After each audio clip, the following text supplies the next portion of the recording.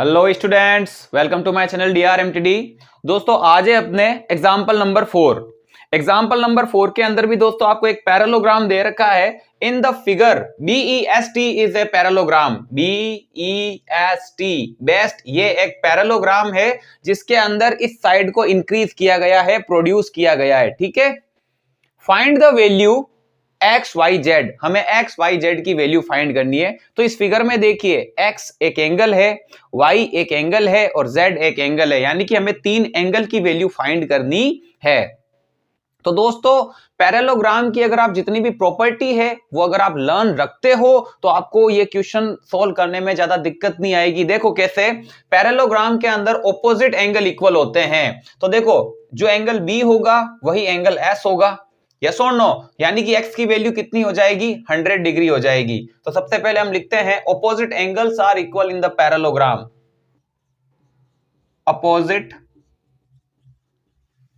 Angles are equal in the parallelogram. Parallelogram के अंदर opposite angle क्या होते हैं, इक्वल होते हैं, यानी x की वैल्यू कितनी हो जाएगी, x की वैल्यू हो जाएगी 100 डिग्री। ओके, अब देखिए, अगर मैं इस पोर्शन को थोड़ी देर के लिए भूल जाता हूं, जब हमने पैरेललोग्राम के बारे में पढ़ा था तो हमने ये पढ़ा था कि एक ही साइड पे बनने वाले जो एंगल्स होते हैं उन्हें हम एडजेसेंट एंगल कहते हैं, और एडजेसेंट एंगल्स का सम कितना होता है, 180 डिग्री होता है। तो देखिए यहां पर हम z की वैल्यू फाइंड करते हैं उसी तरीके से, ठीक है ना। सबसे पहले लिखते हैं sum of adjacent angle in the parallelogram equals to 180। जो एडजेसेंट एंगल होते हैं पैरेललोग्राम के अंदर उनका सम करने पर कितना आता है, 180 डिग्री आता है। अगर आप थोड़ी देर के लिए इसको भूल जाते हो तो ये साइड और इसके ऊपर ये दो एंगल 100 और z, इन दोनों का सम करने पर कितना आएगा, 180 डिग्री आएगा, क्योंकि ये दोनों एडजेसेंट एंगल है। तो यहां पर एंगल z और 100 डिग्री, इनको सम करने पर कितना आना चाहिए, 180 डिग्री आना चाहिए। ये हमारे पास प्रॉपर्टी है, एडजेसेंट एंगल का सम कितना होता है, 180 डिग्री होता है। मुझे तो z फाइंड करना है, तो हम एक काम करेंगे, 100 को उधर भेजेंगे तो z की वैल्यू कितनी आ जाएगी, 80 डिग्री। ये लो साहब, हमें z की भी वैल्यू ऑब्टेंड हो गई। अब हमें किसकी वैल्यू फाइंड करनी है, हमें y की वैल्यू फाइंड करनी है। तो देखो दोस्तों, यहां पर y की वैल्यू हम दो तरीके से कर सकते हैं। यहां पर अल्टरनेट एंगल भी बन रहा है और यहां पर करस्पॉन्डिंग एंगल भी बन रहा है। समझाता हूं कैसे। हम अच्छी तरीके से जानते हैं कि पैरेललोग्राम के अंदर क्या होता है, पैरेललोग्राम के अंदर ये दोनों साइड पैरेलल होती है।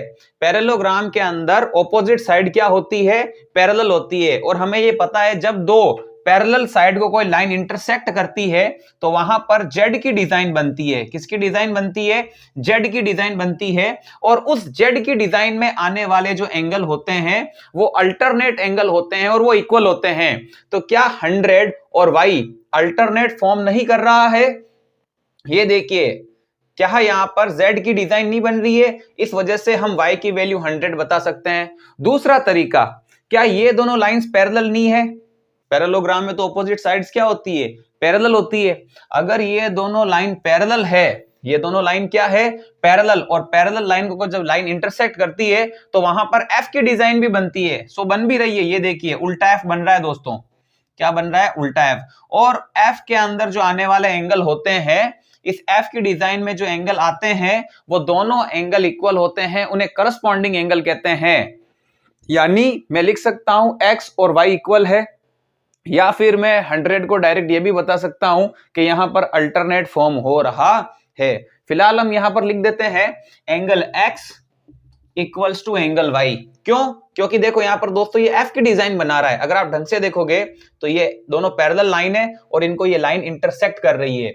जब दो पैरेलल लाइन को कोई लाइन इंटरसेक्ट करती है तो वहां f की डिजाइन में जो एंगल होते हैं उन्हें हम कॉरस्पॉन्डिंग एंगल कहते हैं, और वो दोनों एंगल इक्वल होते हैं। यानी x और y इक्वल होगा, किस रूल से, कॉरस्पॉन्डिंग एंगल।